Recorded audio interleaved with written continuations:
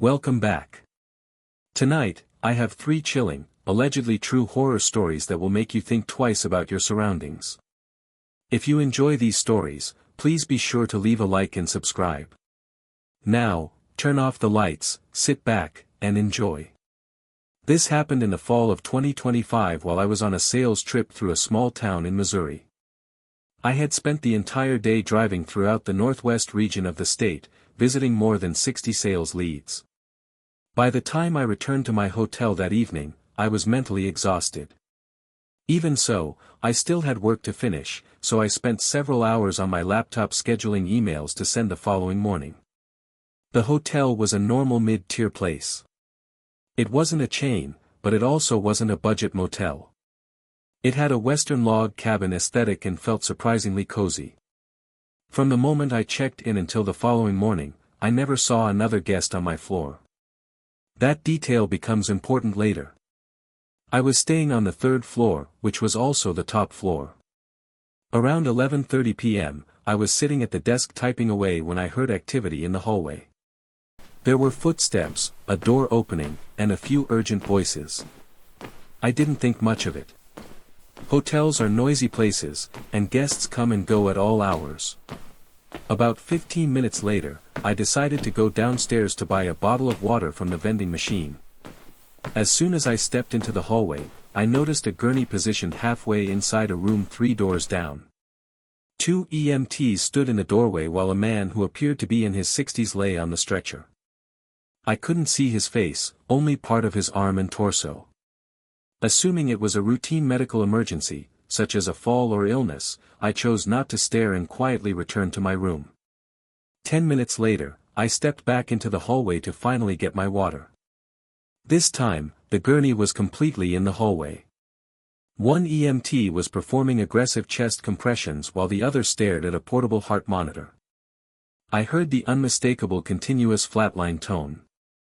That was the moment I realized the man was either dying or had just died. The EMT monitoring the machine firmly instructed me to return to my room. So, I did. When I stepped inside, the clock read 12:18 a.m. Even after witnessing what had happened, my mind remained restless, and I continued working for another half hour before finally climbing into bed around 12:50. Only a few minutes later, I heard what sounded like 3 soft knocks on my hotel room door. They weren't loud enough for me to be certain they were even knocks.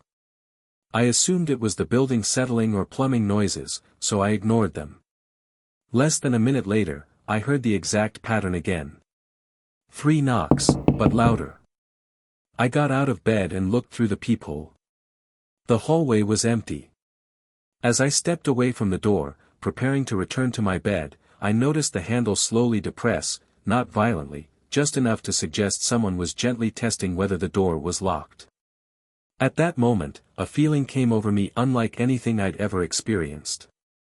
I stared at the peephole, but couldn't bring myself to look through it. Instead, my attention shifted to the strip of light beneath the door. The light suddenly disappeared. It looked exactly as though someone or something was standing directly outside my room.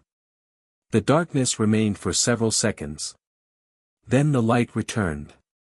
Immediately after, I heard a faint brushing sound against the outside of the door, almost like someone slowly dragging their fingers or the side of an arm across it. Then everything went silent. Despite legally carrying a firearm while traveling, I was frozen with fear.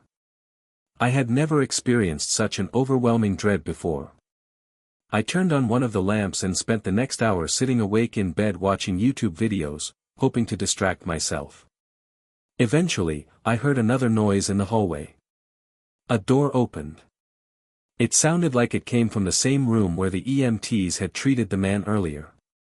Then, I heard someone quietly muttering to themselves. The words were too faint to understand. Feeling relieved that another guest was awake, I finally opened my door. A man was stepping out of that same room. He wasn't dressed like hotel staff or an EMT. Instead, he wore dark slacks and a white button-down shirt like someone traveling for business. He appeared to be in his mid-40s. The only thing that stood out to me was his eyes. They looked unusually sunken, as though he hadn't slept in months. Curiously, I stepped into the hallway and asked if he had been with the man taken away by the emergency services earlier. The man turned to face me. After a couple seconds of silence, he nodded. He then stated that there had been 3 knocks and that the third time was when they answered. I was confused, so I asked what he meant. A small smile crossed his face before he calmly replied that they didn't always leave immediately. Without another word, he turned and walked toward the stairwell. Needless to say, I got very little sleep that night.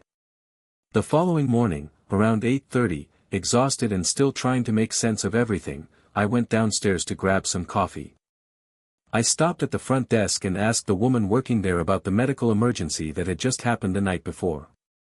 She looked genuinely confused and said she didn't know what incident I was referring to. I explained that paramedics had taken a man out of the room 3 doors down from mine and had been performing CPR in the hallway. As I continued explaining, she seemed more interested, but informed me that the room I was describing had been vacant. According to her, the last registered guest had checked out the previous day, and that guest had checked in alone.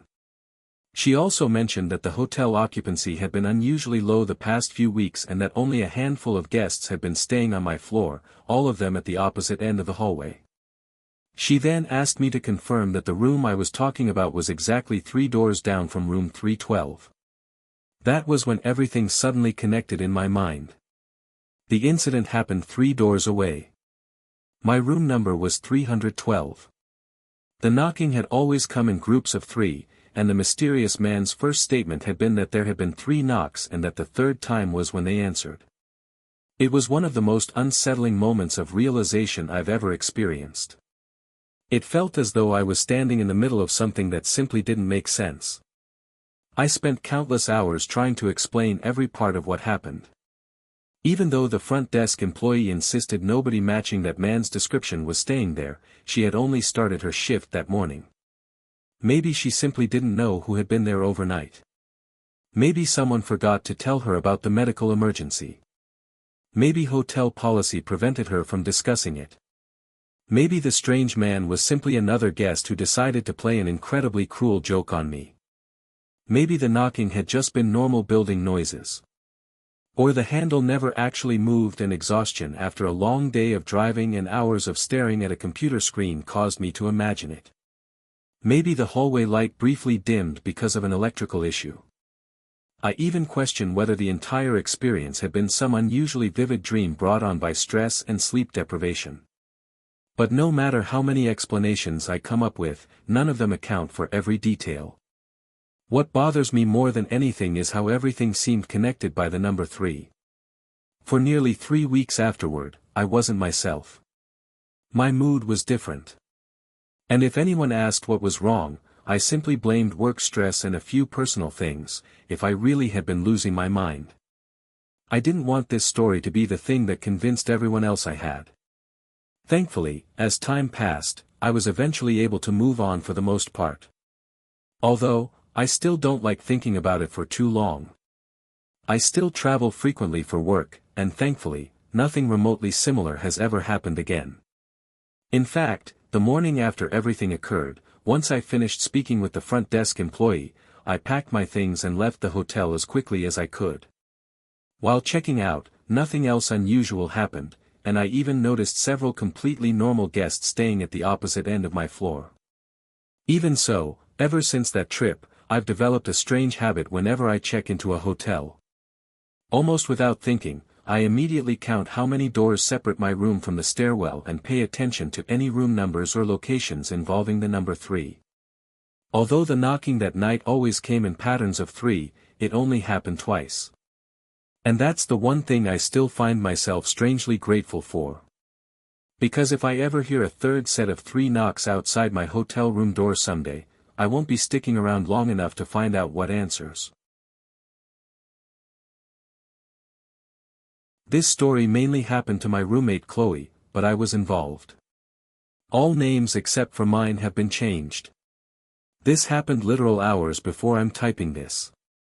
My roommate, who I'll call Chloe, had a boyfriend named Jason, whom I've met a couple times, and every time I met him, he seemed like a very chill, respectable, and actually kind of sweet guy. He would roll blunts for me and Chloe because neither of us knew how, and we would talk about video games we liked.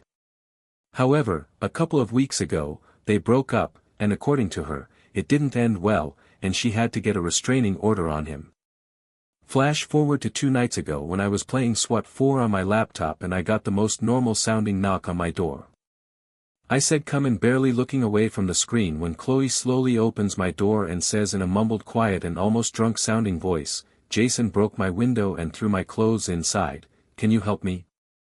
I could barely make out what she said and I paused my game, got up and came closer to hear her clearly. She seemed like she had just woken up from a deep sleep after drinking a bit. And she explained to me that her ex Jason smashed her window in and threw a bag of dirty clothes she left at his house. Mind you, she has one of those bunk beds that has a little office space underneath it instead of another bed. And it's right next to the window he smashed in. He knew exactly where she sleeps. So, it was kind of scary to hear her tell me that. But, I'm a bigger guy and I know how to fight, and he's a skinny but kind of muscular man. But I wasn't afraid of him at all and just scared for her safety. So I reassured her that I would stay up and call the cops and make sure he was gone. After calling the cops, I stood out on the porch scanning the parking lot in the neighborhood street, but I didn't see anyone. However, I couldn't shake that creepy feeling of being watched, so I told her to stay inside. About 45 minutes went by and no cops showed up. So I called the police department number to see if they were sending a car, and they said we were second on the call list and that it was a busy night for them, which tracks for the city and area I'm in. While waiting for the cops, Chloe was getting texts from Jason saying things like, "Wrong move, bitch," and "I want my vape back." Which she didn't have and couldn't find. So, we think he was lying about that. It took another 3 hours for a cop to arrive and it was 3 o'clock in the morning by that point. But the cop was nice and took all the info we could give him, and he said if he came back to give them a call and that they would go to his address that they have on file because of the previous mentioned restraining order. Flash forward to yesterday just before I left for work, and I had a gut feeling he would try to come back before I got home because I had to close at my job and it would be dark out, and at about 10:48 p.m. I got a text confirming my suspicion. The next bit of the story all happened to Chloe as I was at work. At about 10:30, she left her room to go take some trash out. And when she looked back, she saw a dark figure walk into her room. Jason does have dark skin, but Chloe is a little crazy, she will admit. And I do mean that with endearment, but she slightly brushed it off as her seeing things. But she still went and looked around the apartment for Jason or anyone who shouldn't be there and couldn't find anyone. So, she just sat down in her room and scrolled on her phone for a bit till she decided to get up and get some cleaning supplies from her closet. But when she opened the closet door, staring right at her was Jason with a blank expression. Chloe said she went white with fear, but kept her cool and talked to him like normal and asked what he wanted. In a dead cold voice, he said, "I just want my vape back." While she frantically but calmly, as to not raise suspicion, sent me these texts. By some miracle, 45 seconds after that text exchange, my manager said I could go home early since it was slow, and I bolted out of my job, called 911, and got on the bus. I told the operator everything that was happening, and by the time I got home, the police had already got him in cuffs. By then, Chloe had left to go to a friend's house to chill out after that. But she told me everything that happened, and I was shook when she told me. When the cop asked me what happened, and when I got to her side, even his eyes widened, and even he was taken back by the situation. He gave me another incident report and said, "He's definitely going to jail." I'm happy my friend's okay, and shout out to her for being so calm and thinking on her feet. And shout out to my manager for letting me get off early. I still would have called 911 from work if I had to, but it was better for my anxiety to go home as that was unfolding. I had just moved out of home and started university when this happened. I was 18 years old at the time and living on campus in a small apartment. It was my first time living away from my family. The apartment wasn't anything special. It had a tiny kitchen, a small couch squeezed into the living room area, and a single bed pushed against the wall.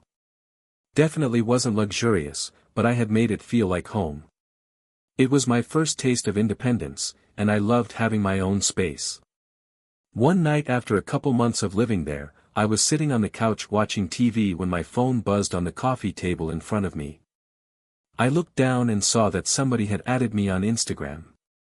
The username wasn't familiar to me, but that wasn't unusual. My account was public and random people would occasionally add me, so I ignored it and went back to watching TV. Less than a minute later, my phone buzzed again. The account had requested to message me. I opened it and saw a simple greeting. I don't know who this person was, but I've never really been the type to ignore somebody trying to start a conversation, so I responded with a greeting of my own. At first, the conversation seemed completely normal. He asked how I was, what I was doing, and we exchanged the usual small talk. After a few minutes, though, the questions started getting strange. He wanted to know whether I was single, what my dream man looked like, and eventually what I was wearing. I remember sighing in disbelief. For context, I'm a gay guy and that was openly mentioned in my Instagram bio. Because of that, random men occasionally messaged me asking weird or sexual questions. It wasn't exactly uncommon. So, while the conversation was making me uncomfortable, he wasn't really setting alarm bells off yet. Then, he sent me a photo of himself and asked whether I found him attractive. I opened the image and the guy looked at me in his late 20s or early 30s. He was heavily built with pale skin, messy brown hair, bright blue eyes, and patchy facial hair around his chin and upper lip. What stood out to me wasn't what he looked like. It was his expression. He wasn't smiling or posing. He was simply staring directly into the camera. I chose not to respond to the photo and instead closed the conversation. Almost immediately, another message came through. This time, he repeatedly asked if I wanted to play Truth or Dare. I declined once, then declined again, but he continued pushing for me to agree. Around this time, my best mate, Ethan, came over to my apartment. I showed him the messages and told him about the weird guy who wouldn't stop asking me to play. Being two dumb 18-year-olds, curiosity got the better of us. Ethan laughed and suggested we just play anyway. Looking back, I regret it now, but at the time, I was curious and already planning on blocking the guy afterward. I figured we might as well have one moment of entertainment before ending the conversation. So, I agreed to play. I asked the first question. Honestly, I don't even remember what it was. It was probably something stupid. He answered before taking his turn. He asked whether I wanted Truth or Dare, and I picked Truth. As we watched the typing indicator appear, Ethan and I joked about what he might ask. We expected something awkward or sexual, and at that point, we were still treating the whole thing like a joke. Then his response finally appeared. Instead of asking a normal truth question, he casually asked how I was finding life at university. Neither of us said anything. I looked at Ethan and Ethan looked at me. Then we both stared back at my phone.